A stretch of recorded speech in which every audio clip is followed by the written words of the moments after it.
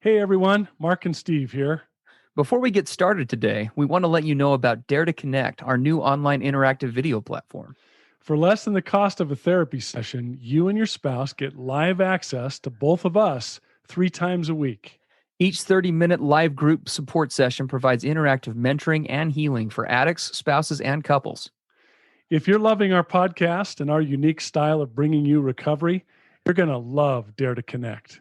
To learn more, go to daretoconnectnow.com. We're looking forward to seeing and working with you.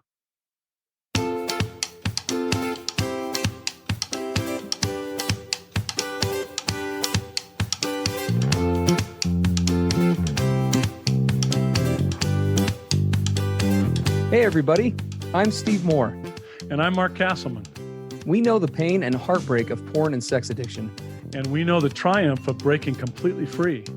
Every day, we help our clients find hope and healing. Join us in the fight to take back your life, your marriage, and be stronger than ever. This is the PBSC Squared podcast.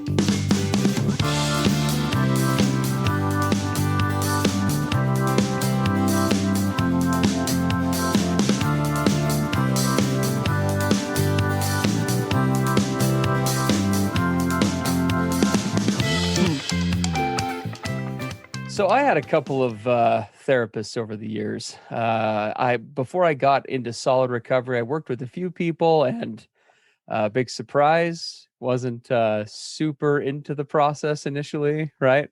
My wife and I, we ended up shopping around when we were going through recovery, and we eventually landed with a therapist. I'm good friends with him now. But he was a great guy, but he and I have talked afterwards because we are kind of buddies.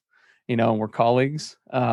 He earned his money when it came to to seeing me. I was a highly resistant client. I mean, I haven't found the exact figure, but I share often that my wife and I we spent upwards of, not probably hitting, but upwards of $20,000 on therapy. Wow, it was a lot. And the reality is, if I'm being really honest, it could have easily been 10. Like maybe even less. Oh, you had nothing to do with that, did you? Oh, I did. I had so much to do with it. I mean, we joke now about how some weeks he would just downright dread seeing me. Not because he didn't like me, but because when I showed up not ready to work, I was very much that guy, because I was a therapist at the time. So I'd just come in week after week and just say, I know all your Jedi mind tricks. Try and convince me of something different, You're right. And I thought it would be really good, as we were talking this morning, it would be great to do a podcast along these lines, because so often as therapists now on the other side of the coin, I so get where he's coming from. Yeah. He really did earn his fee with me in blood. And it ended up being a more difficult experience for him, but more importantly, it ended up being a much more difficult experience for my wife and I than it ever should have been, Well, yeah, as we talked this morning, as we were getting ready to record, we thought, wouldn't it be awesome to give all of our listeners a look through the therapy window? Yep. Right? What do we do on a daily basis from the standpoint of, we have some clients that just soar. They make progress. They just do amazingly well and succeed. That doesn't mean it isn't hard. It's really hard. Absolutely. Don't confuse that success I'm saying right now with the fact that it's just smooth and effortless. It isn't. The clients that do really well, my clients that really make progress, I would have to say in some ways it's kind of hellish. Mm-hmm. Just what they have to go through to get there. Yeah. But we want to give you a view into what does it take to really succeed, to progress and to achieve what you desire in your hearts with regard to recovery and healing. What do you do to get there, to have that experience? And how do people fall off? Where do they fall down? Where does it go wrong? We're going to give you a view into that window today. Absolutely. I think the first step of getting it, if we talk about the most important part of therapy and making it good on the client side of things, is you've got to go into the process open to new paradigms, right? Mm-hmm. Open to new ideas. And that doesn't mean that the therapist is an expert, or he or she is an expert. They should be, but it doesn't mean that they are the expert, that no therapist is perfect.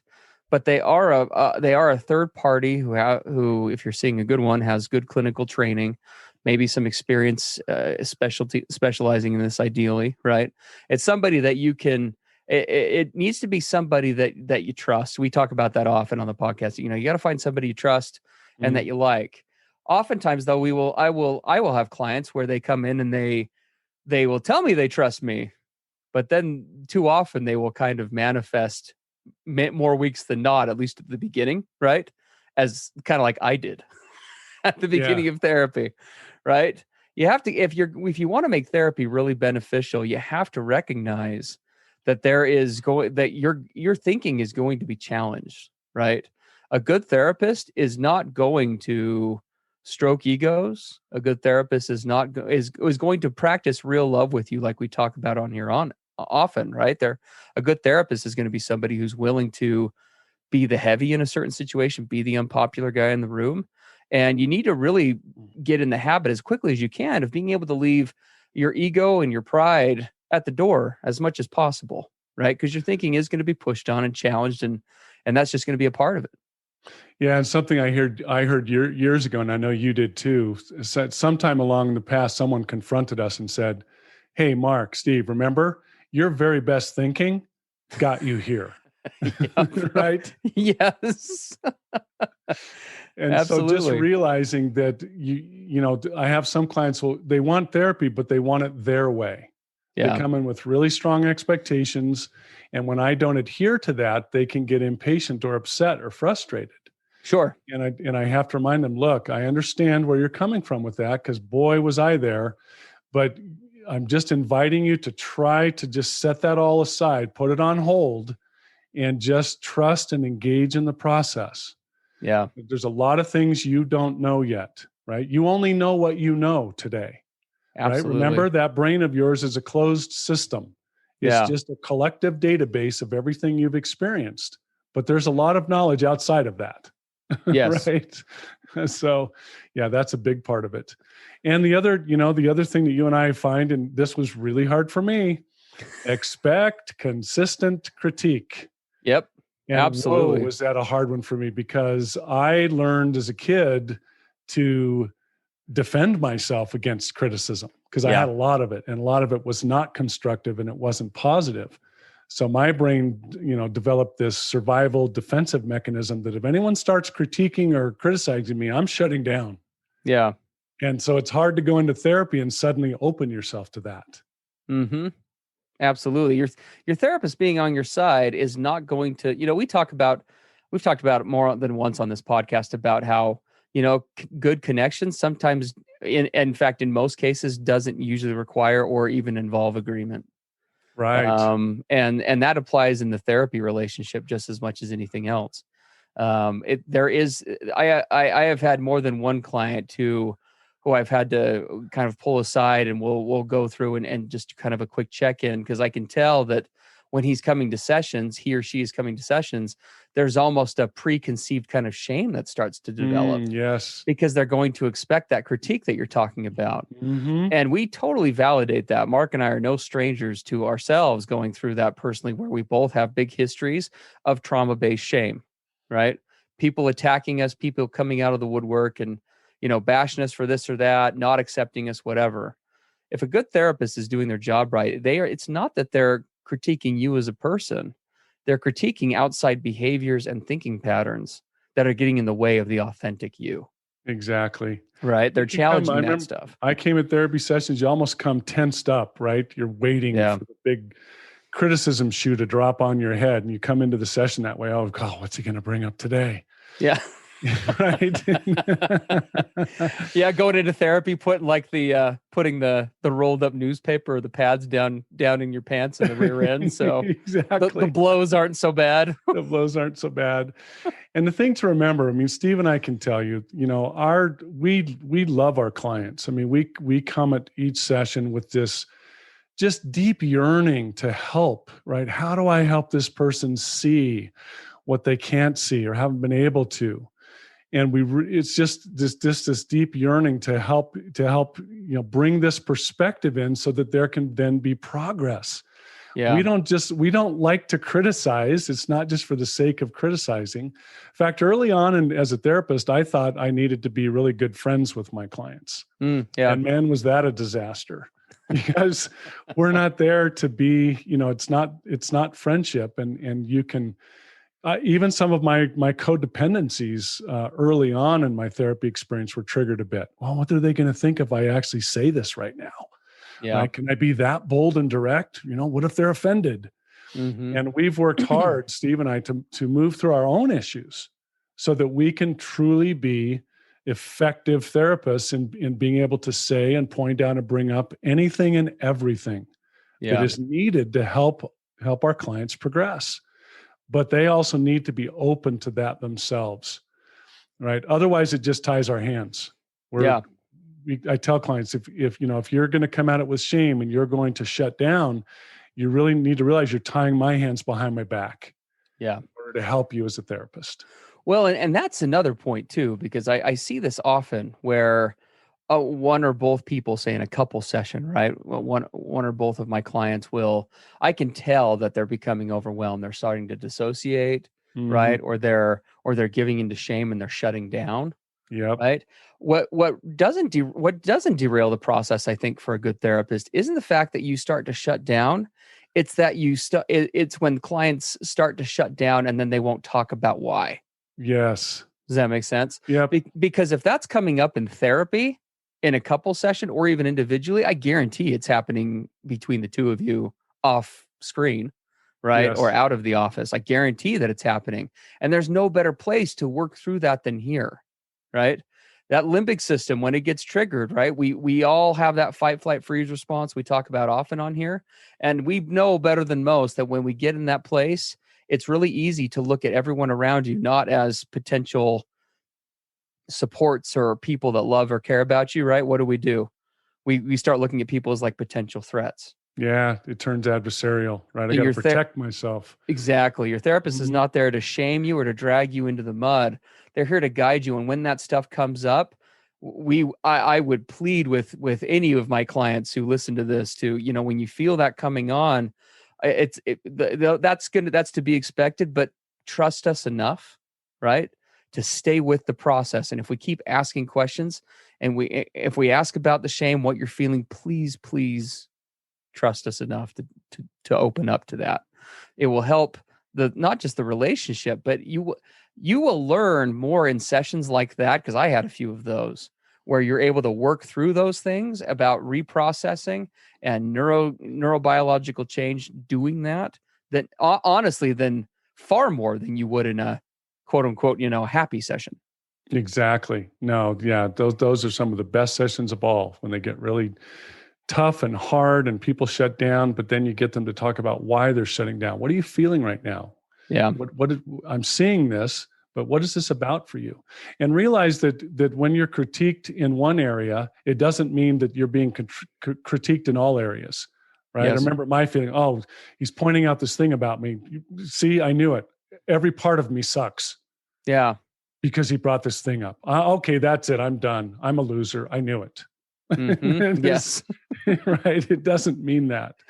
Absolutely. And then, I had a client recently, a new one who asked me, so what method are you using with me? Right. Method of therapy. Yeah. What method of therapy are you using? Right. And I could tell he's had some therapy in the past and wanted to kind of catalog me with, is this cognitive behavioral therapy? Is this a dialectic? Is this commitment? And, all of these different things he was asking.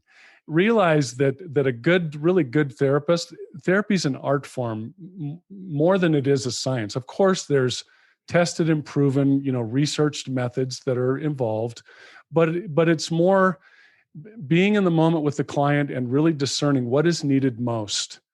Steve and I, we call upon decades of experience and bring that to bear with the client. And I don't know what it's going to be exactly a lot of times. I have an idea, but often I'll see that something is needed that, I wouldn't necessarily use with the next session. So you need to be open and be patient about that. And also realize that, timelines are good. People often ask me, so how long is this going to take? When am I going to be cured? When am I going to be healed? Yeah. And I don't know exactly. I mean, we give some benchmarks, but it takes a flexibility because we don't know till we're in it. I like to Yes. say it takes what it takes. Yeah. And so that's another factor. Yeah, it is a huge piece of the pie, and Rich, I would say just in general, it's something you want to be on the guard for when you go to therapy. And again, this is a you got it, you spot it kind of thing, because I'm an expert at being this. So I speak from not a place of condemning. Um, Rigid thinking in the therapy process will sabotage and disrupt it every time. Ah, so true. I go into every single session with at least a vague game plan, if not something pretty detailed to work on.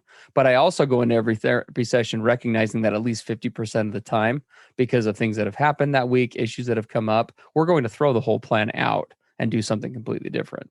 Good. And that's kind of how it rolls. And so the more flexible you can be with that, the more you can come with things to therapy, right, to discuss and issues to address is hugely important. But retaining some of that openness is critical as well. That kind of takes us to the next point, right? This whole discomfort doesn't always mean bad therapy. That's such a great point.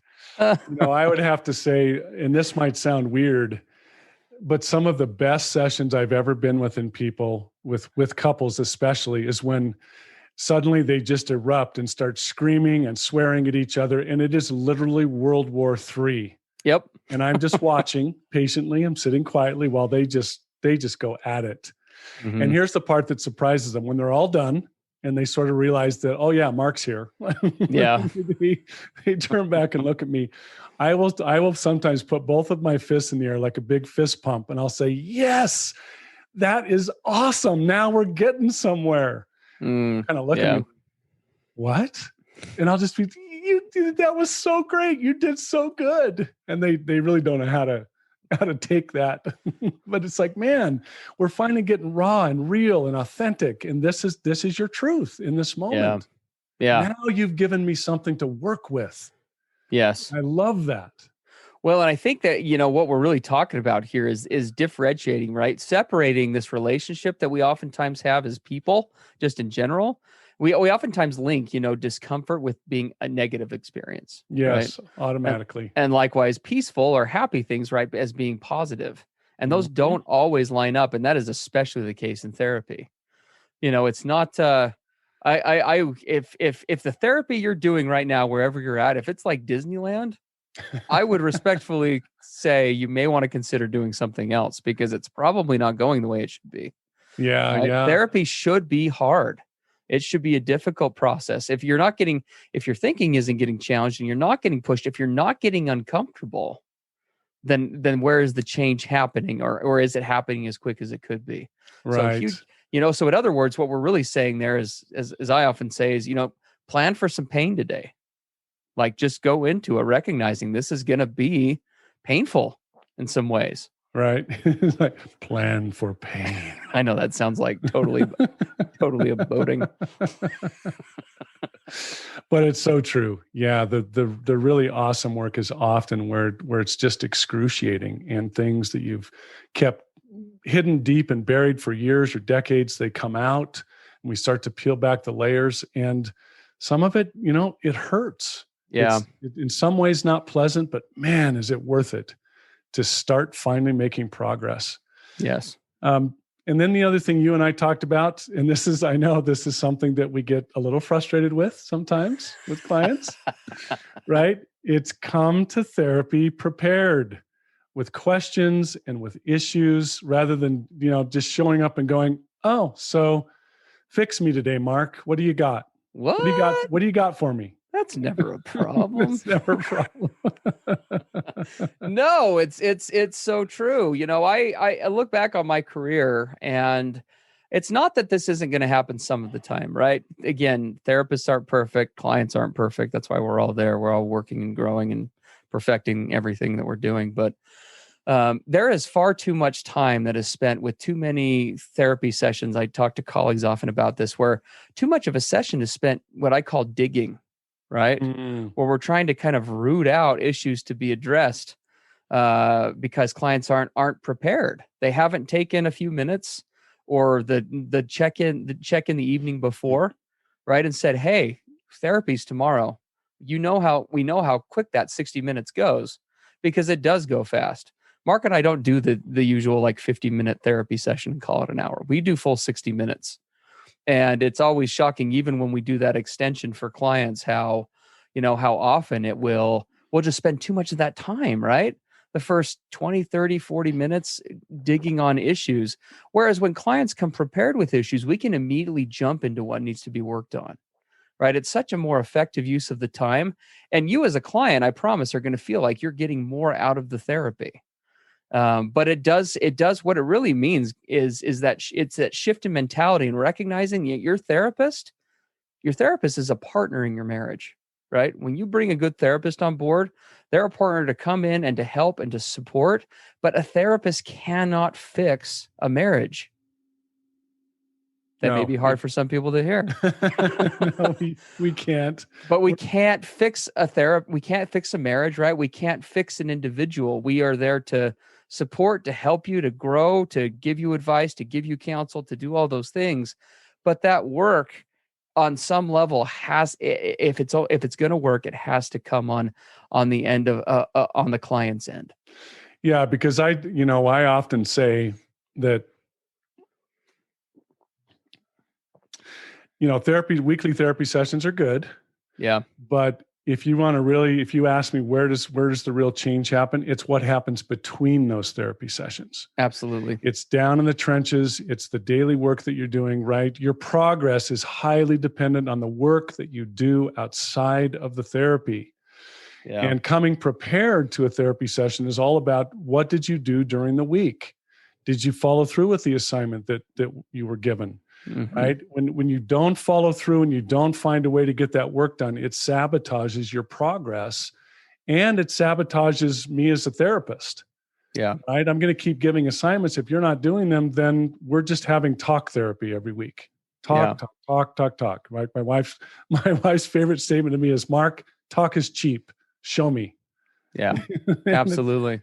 And that's like it is with this. These assignments we give, what we want you to do, Steve, I know you're like this as well. I want to talk about it, but then I want to send you back out into the trenches of real life. Yep. And I want you to try it. I want you to experiment. I want you to fall on your face. I want you to have triumphs. Yes. I want you to go have this experiential stuff, and then come back to me next week, and we can talk about, how did it go? How was the grand experiment of life and your relationship and all this stuff we've talked about? What did you do? Now we've got something to work with. It's real. Yes. But if that's not happening, then okay, let's talk again. Sure, absolutely. Well, and there is a little bit, Mark and I, in our offices, we work, and you hear this on the podcast as well. We've just got, I don't even know if you could put a number to it, many, many tools, skill sets, and things that we work on with people every week. Yeah. But therapy, again, is not an exact science. And there is a trial and error component to therapy. If we, it's unfortunate when I find myself as a therapist giving the same assignment like 4 times in a row. And I know clients feel frustrated because I sound like a broken record, and I will have time to tell them that, I hate to sound like a broken record, but if we don't try X, Y, and Z, we won't know what parts of that are working for you or resonating, which means that we can't figure out why they are resonating or not, which means we can't direct you to something better. Yeah. Right. It really holds the process back. Yeah. Clients will report in how it went, and I'll say, okay, let's go and try this. And then it's like you send them out and they try it, and then we come back and we reassess and we regroup and we look at it. It's this wonderful fluid process. Yeah. You can't just do it in a textbook, robotic, check the boxes kind of thing. That's not real life. Yes. And good therapy's got to be based on real life. And the only way to know that is you've come back and tell me what you tried in real life. And then we can look at it, right? Yeah. If you give a sub effort on your end, you're going to need to expect a sub result with regard to therapy. Yes, absolutely. Right? We say it works if you work it. Mm-hmm. And it's so true. Yep. It absolutely is. Sometimes I think as therapists, we feel a little bit like that scene from Jerry Maguire, where he's it's in a restroom. I can't remember the context. I haven't seen the movie in years and years, and can't remember if it's safe to watch. So all of you out there, that's the caveat. I don't know if that's safe to watch or not. Yeah, we don't know. But we don't know. But I do remember that part. There's this scene where Tom Cruise is looking at his client and he's looking at him. He's on his knees in this restroom, looking at him, saying, "Help me, help you." And then he gets in his face, and there's like sweat pouring down his face. He's like, "Help me, help you." And I think we just so want to do that with clients. This is our passion. This is what we love to do. We want this process to be a beneficial one for you, enjoyable where possible, but mostly to be a beneficial one. We want to get you to a better place. We're here for you. We're here to help. If I could have I would. This is to me like one of I think the most valuable podcasts we've done, because I mean literally this would have saved me 10 grand if I'd like. Right. It's like that's not even facetious. We're going to call this the $10,000 podcast. Yeah, I'd have a nice used car out in front of my house right now if I hadn't had to spend it on that. Someone had told you about these particular points. Yeah, that's right. We care about you guys. We love you. Thanks for all you do. Thanks for being here. Thanks for working on these difficult issues. And we'll talk to you soon, either in our therapy office or in our next podcast. Yep. See you next week. Everything expressed on the PBSC podcast are the opinions of the hosts and the participants, and is for informational and educational purposes only. This podcast should not be considered mental health therapy or as a substitute thereof. It is strongly recommended that you seek out the clinical guidance of an individual qualified mental health professional. If you're experiencing thoughts of suicide, self-harm, or a desire to harm others, please dial 911 or go to your nearest emergency room.